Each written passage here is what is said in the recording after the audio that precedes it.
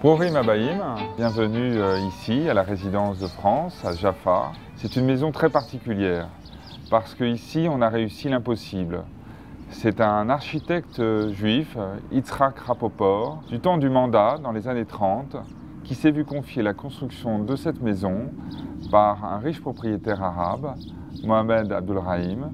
Et cet homme avait décidé de se faire construire une villa dans le style Bauhaus, un style moderne, le style de Tel Aviv, mais en combinant ce style-là avec un intérieur, au contraire, dans un pur style arabe. Suivez-moi, nous entrons dans la maison. Et tout de suite sur la droite, nous avons ce superbe escalier typique du Bauhaus. Le Bauhaus, c'est d'abord un style très géométrique, très épuré, très fonctionnel, que les Juifs venant d'Allemagne, mais aussi de France, ont importé ici en Israël. Et aujourd'hui, on le sait, Tel Aviv est un des plus beaux exemples de ce style Bauhaus. Nous arrivons ici sur la terrasse, qui est un endroit merveilleux.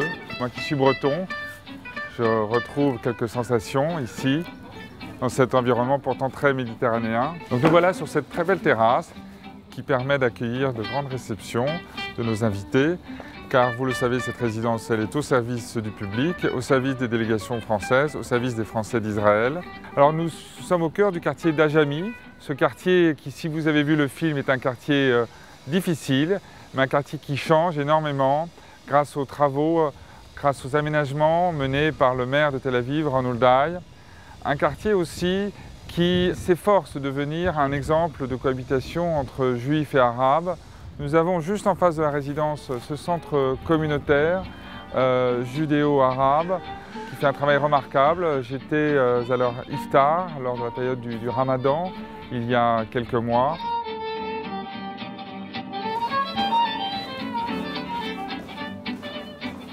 Donc nous arrivons maintenant dans le grand salon, qui est la pièce principale où nous organisons tous les événements à la résidence. Alors vous voyez ici, ce qui frappe d'abord, c'est ce très beau piano qui permet d'organiser des concerts. Ce qui frappe aussi, ce sont ces très beaux tableaux d'art contemporain traités par le Fonds d'art contemporain.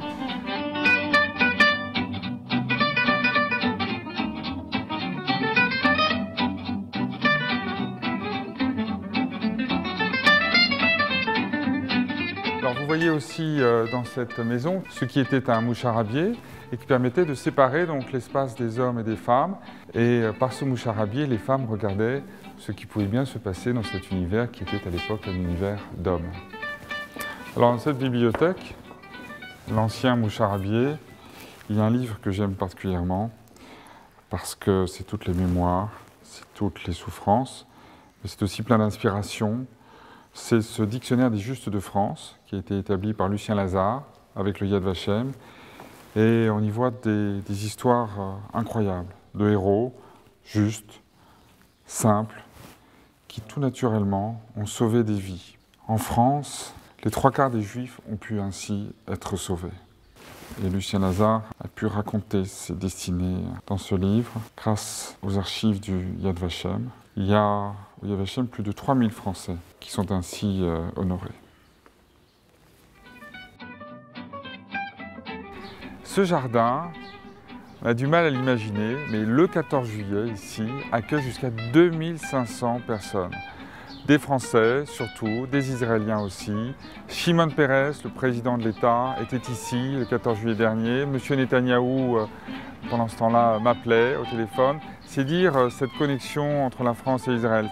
Alors ici, il y a eu beaucoup de réceptions. Mais il y en a une qui me revient en tête. C'est la réception où...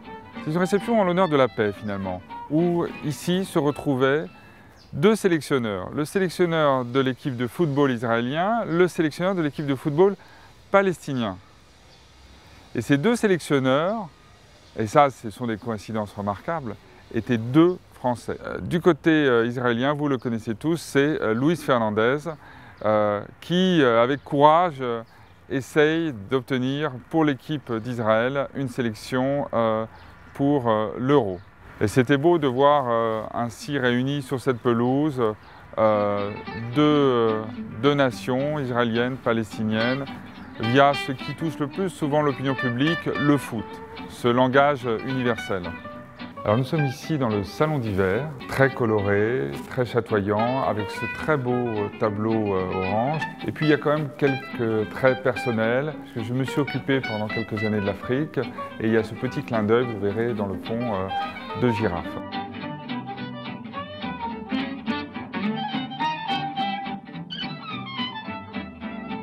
Cette maison est à l'image de la relation entre la France et Israël, historique et moderne en même temps. J'étais heureux de partager ce moment avec vous.